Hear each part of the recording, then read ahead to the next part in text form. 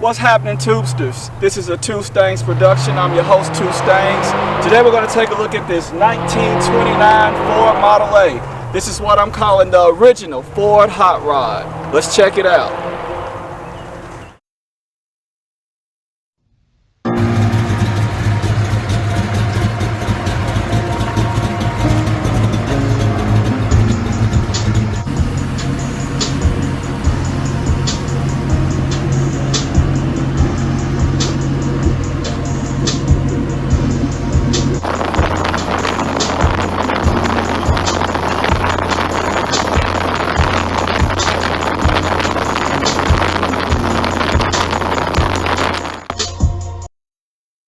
Hi, I'm here with Two Stangs Production. They asked me to show a little bit about my 29 Model A Ford.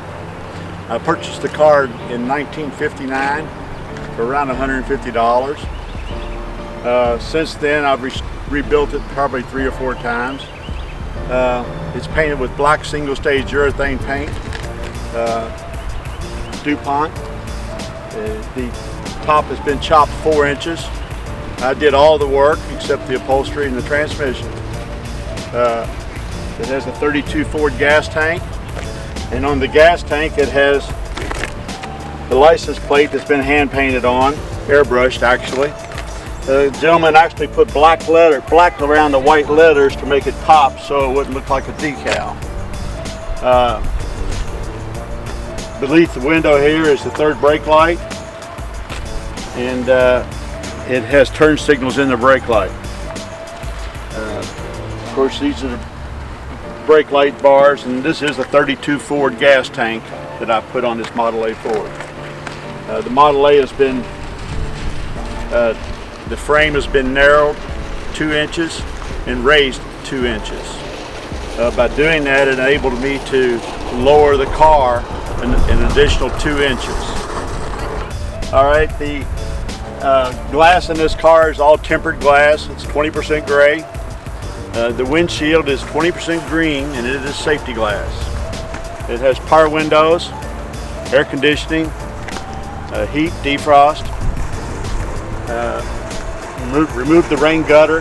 Used 1/2-inch square tubing around here to help blend the top to the roof.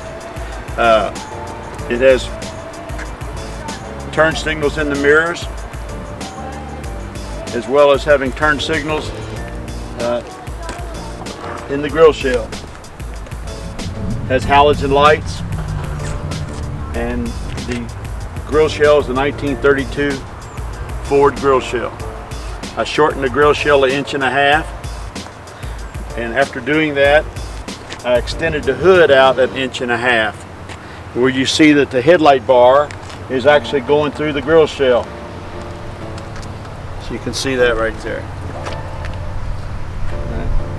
I used a 1931 Ford sun visor because the 28 and 29 Fords was like 7 inches long. So this is a 31 Ford sun visor.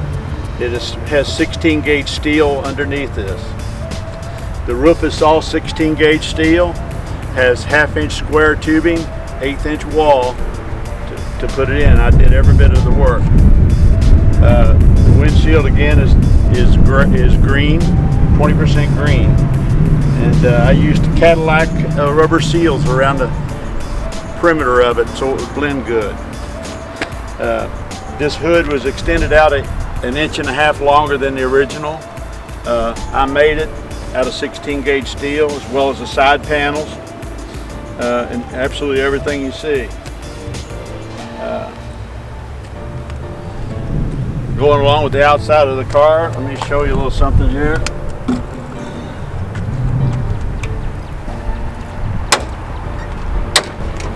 The hood is spring loaded, and it raises up in the front. I had to use S10 spring steel underneath the beam here to make it spring out so that it would miss the edges of the grill shell. The firewall is recessed 4.5 inches. It's hard to see, but it's recessed back there 4.5 inches. It has air conditioning, rack and pinion steering, 11-inch rotors, and these side panels would just simply lift right out. They're pinned at the bottom on each end and latches right here. Okay, the suspension on this car is Ride Tech all the way around, coilovers. The frame and independent front end is from TCI, Total Cost Involved in California. The rear axle is out of a Maverick Grabber. It has 279 gears. It's an 8-inch Ford rear end. It has a 4-link in the back with a Panhard bar. It's all chrome underneath. The underneath of the car looks just like the outside of the car. Going around to this side, it's been safety inspected. It meets all 23 points of safety inspection.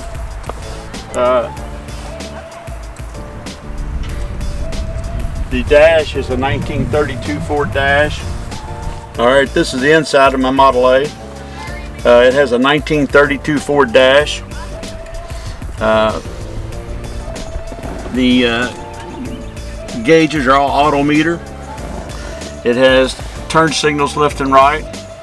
Hood ajar on each side because I have latches on the hood. You certainly don't want the hood to raise while you're going down the road, especially when it opens in the front. And that's my bright light indicator. Okay. And this is my air conditioning. It is vintage air. It has very cold air, very warm heat, and the defrost comes out above this on the 32 Ford, on this 32 Ford dash. This here is a parabolic lens. I'm able to sit in the car and see the red light above the car. Otherwise, I'd have to sit down here and look up all the time. Right. Okay. The sound system is Alpine. It is Bluetooth. It has also a disc system in it. I have a 1,000-watt power amp, a 10-inch Rockford Fosgate subwoofer that I built in the back seat. It has LED lights underneath the dash, and the seats are mechanical. They are not electric. It has tilt wheel, and the steering wheel matches the wheels. The wheels are Colorado custom wheels. It has a Corvette power brake master cylinder with 11-inch rotors on the front and drum brakes in the rear. It has electric windows. All the electrics underneath the car. You can just raise them underneath the dash for the front, and in the back we can lower them and raise them that way. And you might want to see the ceiling in the car. It has a little light up here. The upholstery is very well done. The gentleman who did it did a wonderful job.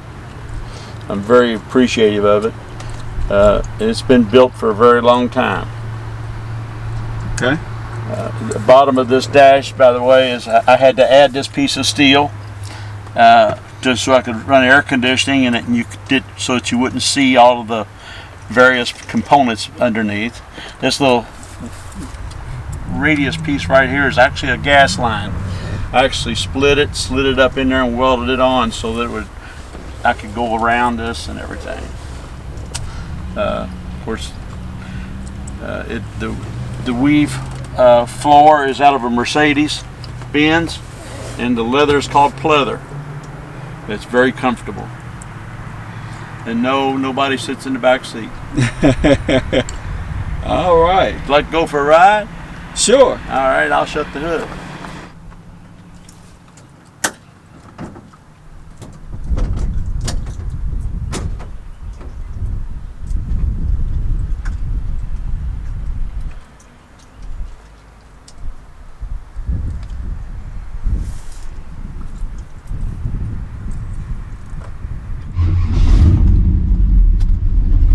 So first off, everyone should know you won't believe how comfortable of a ride this is. I'm about 6 feet tall, and I have plenty of leg room in this car. That's one of the first things that really surprised me when I met this guy and I sat in this car for the first time. I was shocked at how I was actually reaching for the pedals the first time I got in the car.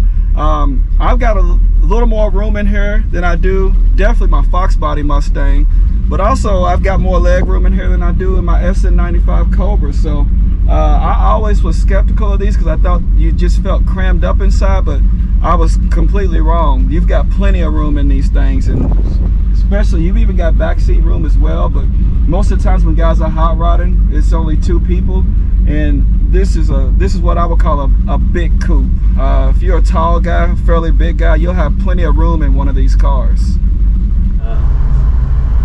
This car has been built, I think I last built it in right around 2000. So this paint is like 22 years old. Okay. But you have to get underneath them and check them.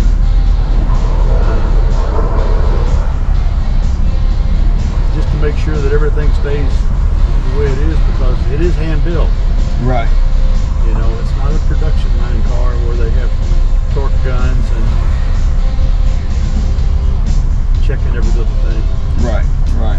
But you can see the temperature, it runs 180 degrees. Oil pressure, as soon as I give it a gas, it jumps up to 50 or so. That's the fuel. 12 volts running air conditioning. This is a speedometer, it's electronic. And you adjust the speedometer simply by going down the road and holding the button, and on the expressway or a predetermined area that you want to do it in. If you go like 0.2 of a mile, you'll hold that and then release it, and it automatically calculates the speedometer for you. Okay. So the diameter of your wheels and transmission type or anything else doesn't make any difference. That makes an electronic speedometer. That's cool right there. Because wheels and rear end gears will throw your speedometer off. Yeah. Yeah, as soon as you change the diameter of the wheel, then things start happening. Yep.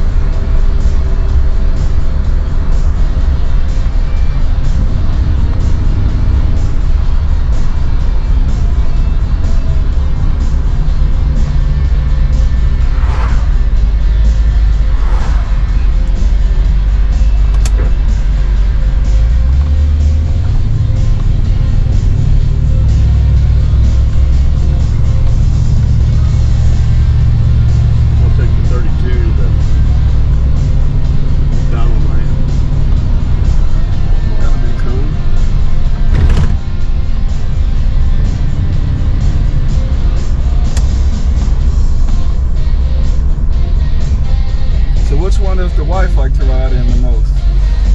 I think the 32. She actually really likes the 28. It's all original.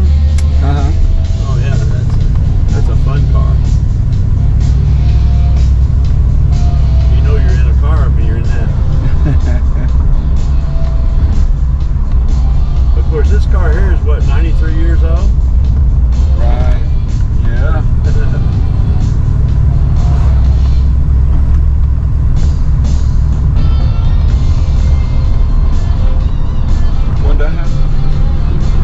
So the Model A's that have the rumble seat, yeah, that's a coupe. Do you have as much space inside those? No. Okay. The back window and the seat and everything, you're all squinched up like you're on a pickup truck. Okay. There's no room hardly at all. Okay. In fact, you take out what they call a tray behind the seat, about this wide. You have to remove that even to get your seats in where you're somewhat comfortable. Okay.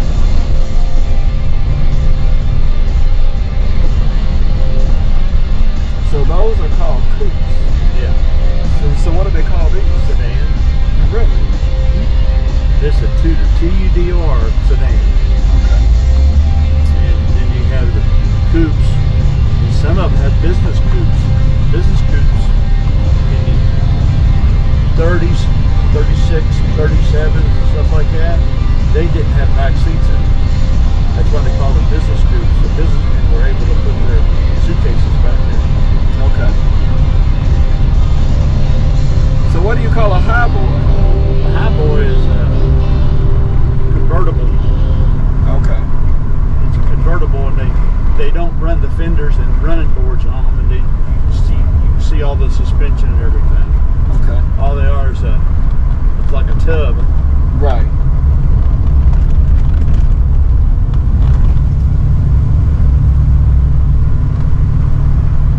It is like a little go-kart with suspension. Right.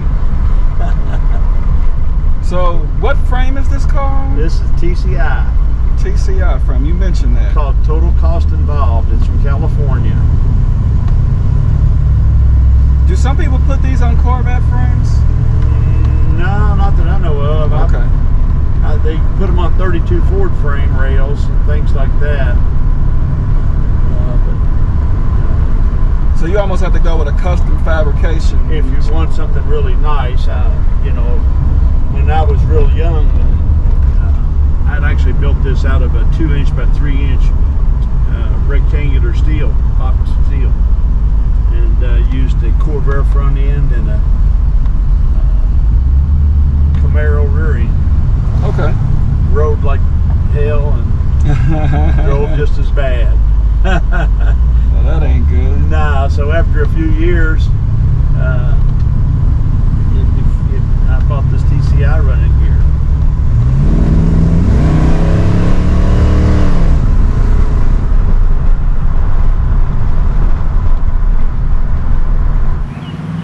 This has been another Two Stangs production. Thank you for getting out and filming with me today. Thank you for watching Tubesters. Please like and subscribe. Two Stangs Productions.